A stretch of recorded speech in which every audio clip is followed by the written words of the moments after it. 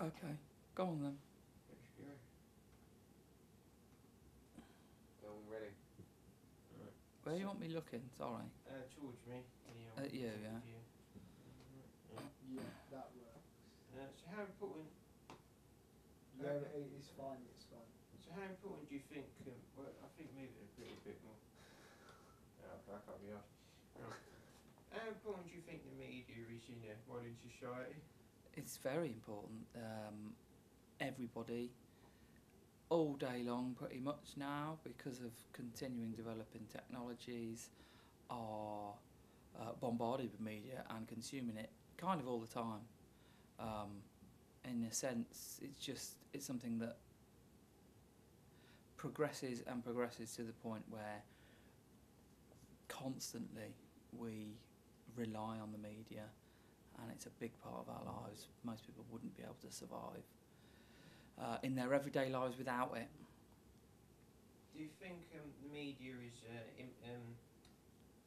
has influenced you in any way, changed the opinions you hold? Has influenced me? Yeah. Yes. Or anyone you know, or anything.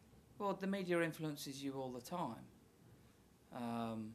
You find out things from the media. It provides you primarily, well, depending on what you're talking about, but newspapers provide you with information, as does the internet.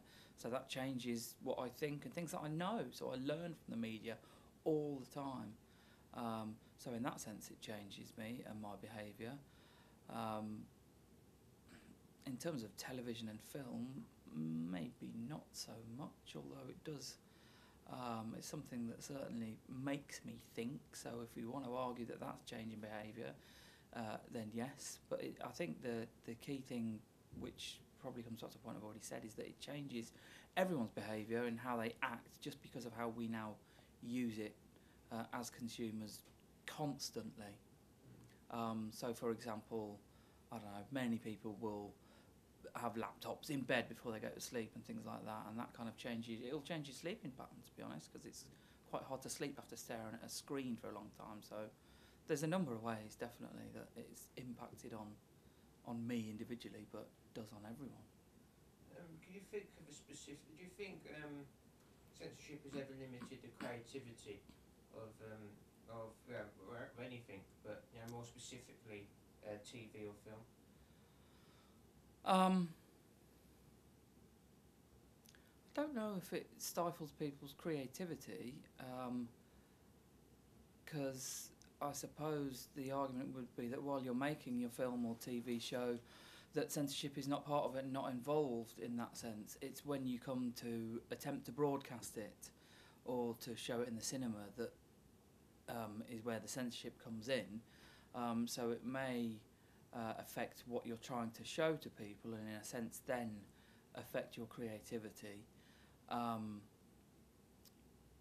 don't know if most people go into their filmmaking and TV jobs and careers thinking about how will I be censored in this sense. It depends who their audience is primarily. If it's over 18s, then often the censorship is not doesn't have as much of an impact as it would to a film that's a 15 or a 12. So it depends where you want to make your money, I suppose, in that case, what time you want your show to be broadcast, who your target audience is. And so can you think of, you said it could harm its release. Do you think, like, can you think of a specific film where, like, censorship has ruined it from the audience perspective? There's a couple fairly recent films where censorship or certification became an issue. So Shane Meadows' film This Is England, he was quite upset that eventually got an 18 certificate, and he wanted it to have a 15 because he was aiming it in a sense at kind of teenagers, the younger teenagers as well as the older ones, because of just one scene. I believe the scene at the end where Milky gets beaten up, his film ended up with an 18 certificate, or he was told that he had to cut out certain bits of it for it to be a 15. And I think that particularly frustrated him because it restricted the audience that he was aiming it at, and also the impact of that particular scene, which is, in a sense, the point of the whole film. There's also a film recently called Made in Dagenham about strikes in a car working factory in the 70s, which, because of the language in it, again got a certificate that wasn't the one that the filmmakers were looking for the same sort of reason. I can't remember whether they cut some of the swearing to make it a 15 or left it as an 18. So in that sense, I think it can have an impact on who watches it. And in a sense, it's kind of irrelevant, because as soon as it's out of the cinema, it's available on DVD to anyone, whether they're 15 or 18 or not. And of course on the internet as well, where you just click a box that says, yes, I'm over 18, even if you're a 12-year-old. In terms of kind of the horror films, which suffer from censorship quite substantially, I think it's maybe more important for some of those to perhaps not be censored, but certainly be restricted and to particular age groups, because some of them are just,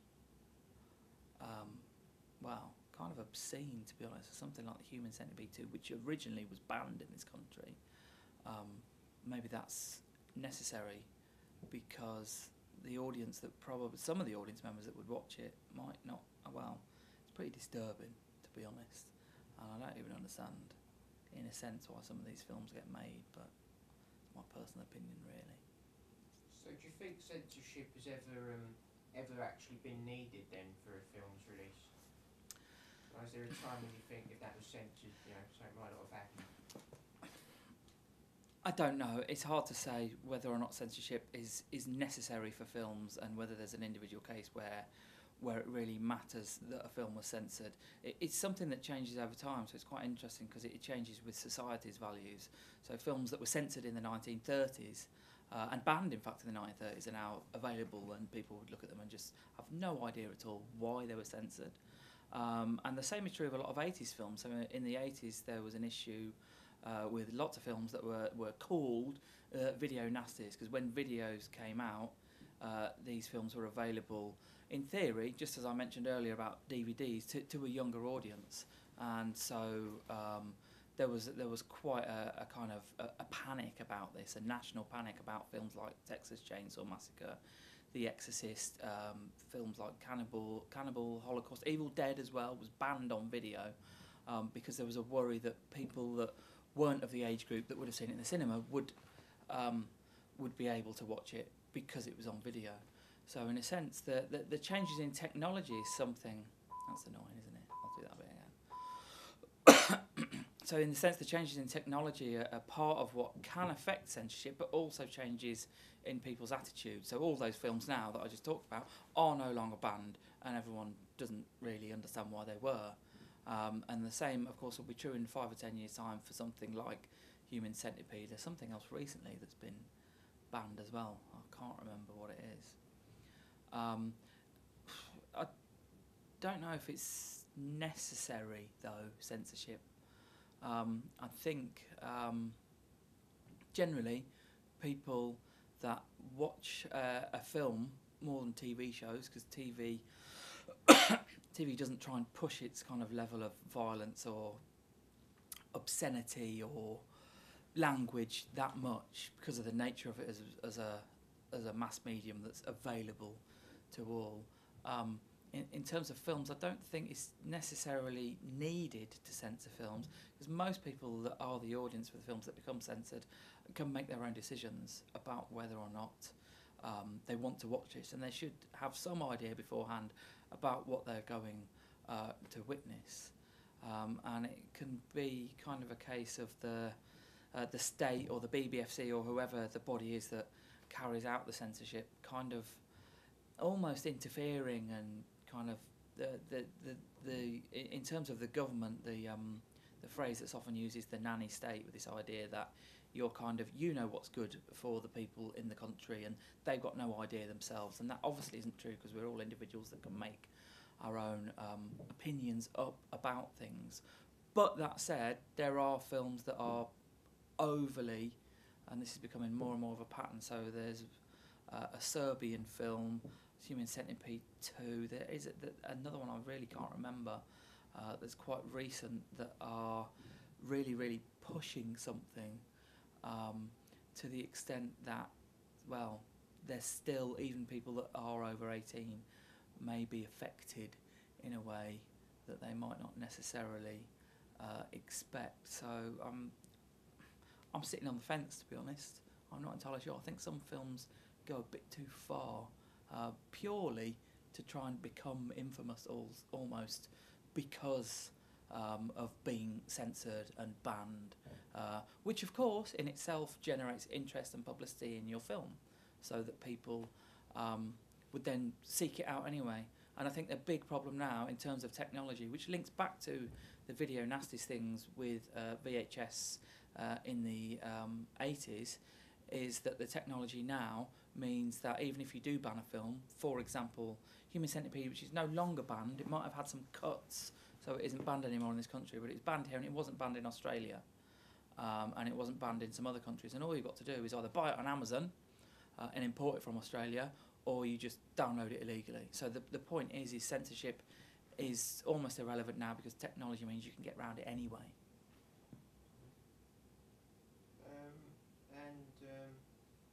Finish the last question. Oh yeah. Could you sort of quickly sort of state all the censorship bodies you can remember and what they censored? Like say BBFC, that's British film. Or BBFC, yeah, who classify and recommend cuts and sometimes ban films in the UK.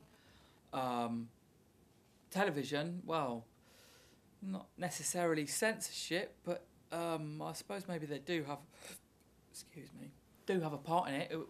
Ofcom are the people there that deal with these kind of issues. So, but often with television, well, I don't really know how television works, because I know, for example, the BBFC, the people that work for the BBFC watch the films and decide on the certificate, decide what to cut if necessary, and also what to ban. With television, I presume that happens somewhere, but I'm not sure if that's Ofcom. But there's so much television, I just don't, I don't know how they do it. I suppose with television, it's kind of I think, I may be wrong, what happens is you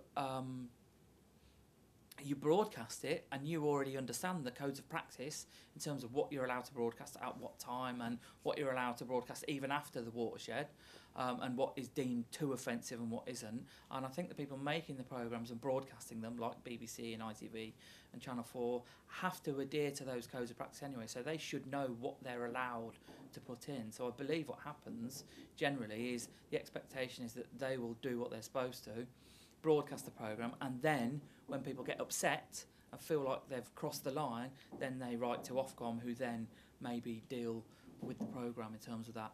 For the news, I know this is more film that you're interested in, but at the moment, again, there is no censorship as such. There is the PCC, which is kind of the newspapers themselves with a voluntary kind of form of censorship or control on what they do, but obviously very currently, after the Leveson report has just come out, that's something that needs to change, because the press, or certain parts of the press, seem to do what they want and kind of virtually abuse and harass people. So in terms of the press, that's definitely going to change. Into what? I'm not entirely sure. The really interesting one is the internet, because there isn't any censorship on the internet, and there isn't a body that deals with censorship and illegality on the internet. And the whole point about the internet when it was set up was that it's supposed to be something that can get around attempts to censor it through different servers in different parts of the world, and all sorts of... We all know this from things like... well, I do, I probably shouldn't, from things like the Pirate Bay. So the Pirate Bay, which is a website that you can illegally download films from, is currently banned by all the internet service providers. So Virgin, BT, TalkTalk, and so on. If you try to go onto the Pirate Bay, they just say this site is banned, and it's banned by the people that provide you with the internet. but you can get around that.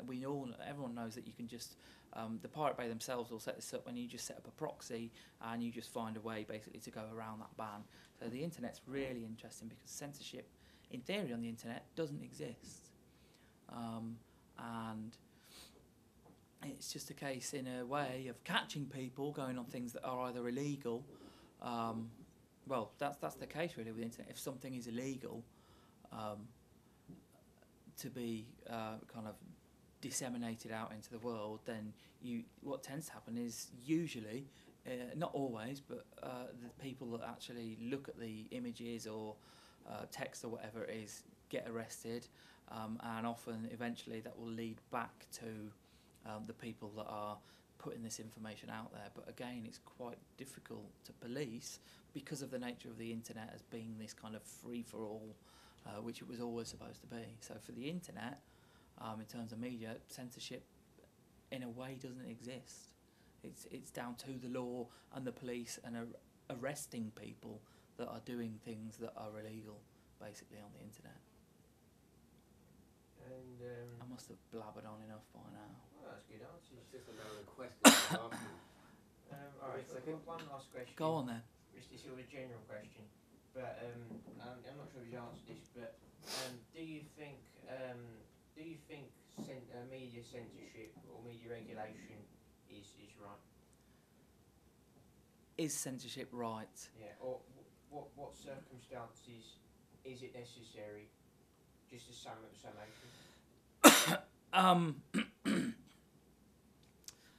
Whether censorship is right or not, I mean, I have touched on this a little. I think it is necessary to some extent, because without censorship, certain individuals, maybe not that many, because most of us have enough of a kind of moral compass to not be so kind of out of order, obscene, or whatever, however you're going to describe things that need censoring. Most of us kind of control ourselves and control what we would show to other people. I suppose censorship in film is, I don't think censorship in film is totally necessary. I think certification is. I think it's important to be aware the kind of audience that something's aimed at, and if there's something that would disturb people that are 11, 12 or younger, then they should know that, or their parents should know that rather. In terms of censorship, of course, beyond cinema, which is the only real place that the BBFC can enforce it, once it's available on DVD and, of course, the internet, it's a parental issue for young people and under 18. Once you're sort of 16 or 18 and over, they're your own decisions in a sense. If it's necessary, it's necessary in terms of certification. It's necessary for television to understand and to have their own codes of practice about, again, and it's the same as the individual really, where you as a TV station should understand what you are able to broadcast in a kind of moral sense and what you shouldn't broadcast. Newspapers are slightly different because obviously, as has been proved by mostly Murdoch, but not only, so by the News of the World and the Sun recently, they've literally broken the law, and they have kind of bullied or victimised individuals, either that are involved in crimes or that are celebrities. Celebrities, the argument is well, they deserve what they get, but they're kind of in it. They're in the public eye, therefore they're going to expect some of this element. But people the big thing that meant that the News of the World closed was the Millie Dowler case. So someone was murdered, a teenager, and their phone, after they'd been killed, was hacked by the News of the World, and that really affected the family of the child. So that kind of issue, that is out of order, and they are doing things that are not only illegal, but just really... they've crossed the kind of moral line there for the sake of sensationalist news. Again, I'm going to come back to the same thing with the internet. The internet is... I don't think it should be censored, again, because of the whole point of it. But there are issues with...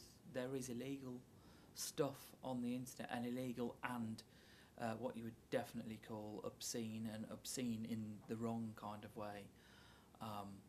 So the internet is a funny one, really. I don't know what the solution is, to be honest. The argument about the internet is it's freedom, that there is a freedom within that, and that by curbing those freedoms of individuals, you're restricting them and controlling them. And of course there are examples of countries like China and other places where they have kind of regimes where they do try to censor what their own citizens can view, and that in itself is kind of controversial. I can't really answer whether I think it's necessary or not. Maybe in some extreme cases it is, but I don't know. I don't think censorship wouldn't work, actually, if you really think about it. It just needs extreme examples, I suppose, like child pornography on the internet. All that's going to happen eventually is the people that are disseminating it or consuming it will be arrested, and I think that's more important than trying to censor it, because they will always get around the censorship in that case. So I suppose that pushes me just about towards the argument that censorship isn't necessary. Okay, so thank you for your old interview.